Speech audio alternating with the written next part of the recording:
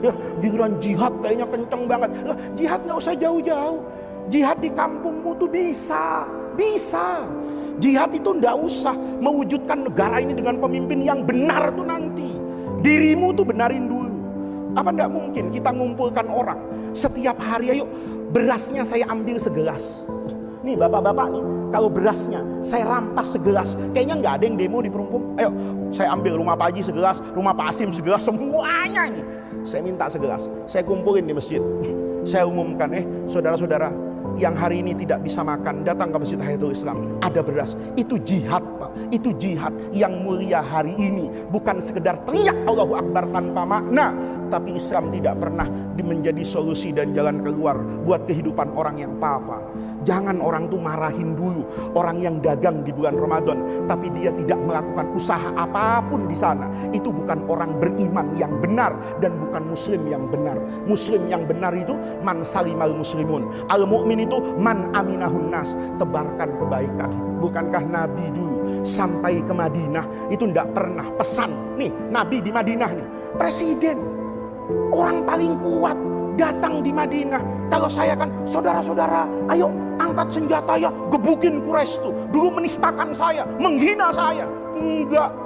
Nabi sampai di Madinah itu, lamma qadima Rasulullah sallallahu alaihi wasallam al-Madinata wan jafalan nasu qibalahu. Orang ngeriung nih. Kayak bapak ngaji sama saya nih. Orang ngeriung. Abdullah bin Salam Yahudi itu penasaran apa yang mau disampaikan oleh Nabiul Islam. Pertama kali dia jadi penguasa.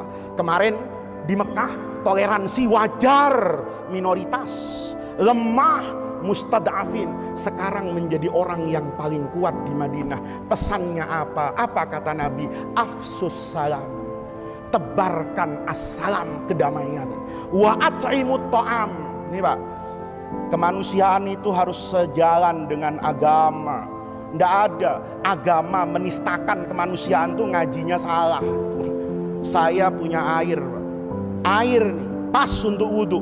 Pak Haji haus, jangan Pak Haji, anjing haus, meler udah kayak mati. Saya kasih sama anjing itu. Saya tidak bisa wudhu dengan sempurna karena saya jadi faqidul ma'. Kehilangan apa ini? Air. Pindah kemana? Tayamum. Kenapa airnya? Saya kasih minum kepada makhluk Allah subhanahu wa ta'ala.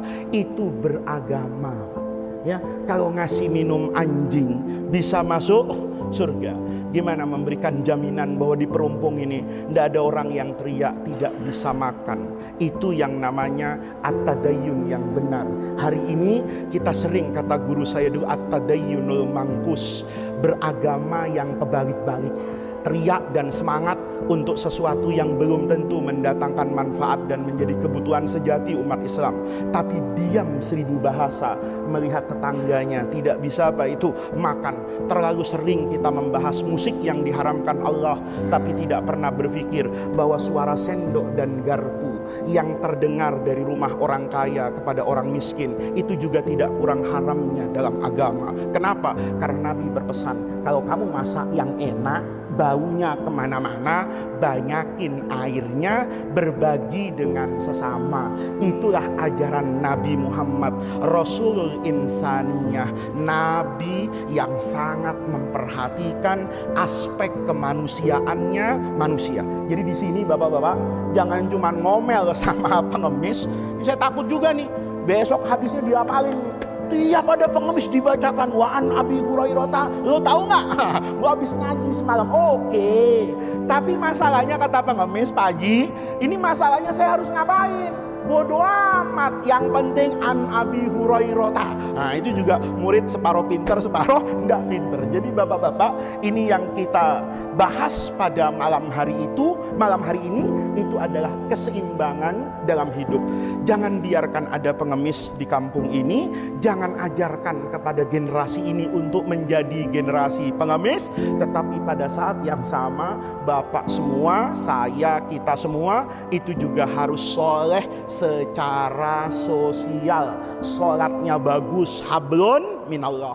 Tapi sama orang mustad'afin itu hablun minannas. Orang yang baik itu universalnya bagus, ya kan? Kemudian hubungan kepada Allah bagus, tapi hubungan kepada sesama juga sama bagusnya. Dan kata guru saya, sejelek-jeleknya orang hidup itu orang yang tidak pernah mendoakan kepada orang yang pernah berbuat baik kepada dia, apalagi sampai mengingkari kebaikan orang tadi. Jadi bapak itu tidak boleh gitu. Sama, makanya birrul walidain itu penting, Pak. Karena birrul walidain itu kenapa? Itu karena seperti doa ini. Kita ini jangan pernah lupa doa sama orang tua. Orang tua itu artinya wa usulihim, ke atas. Jangan sampai kita rajin ziarah ke makam A, ke makam B, ke makam bapaknya nggak ziarah, ke makam kakeknya nggak ziarah. Kita rawat kuburan orang lain tapi tidak merawat kuburan siapa itu? Orang tuanya. Apa kita lupa bahwa di dunia ini, Pak, orang tua kita mungkin tidak memberi apa yang kita mau, tapi orang tua kita pasti, Pak, memberikan apa yang berharga yang mereka miliki untuk kita bisa seperti hari ini. Mungkin orang tua kita tidak bisa memberikan semua yang kita inginkan, tapi mereka pasti sudah memberikan apa yang paling berharga buat kita. Kalau kita kemudian tidak mendoakan orang tua, itu kan sejahat-jahatnya anak.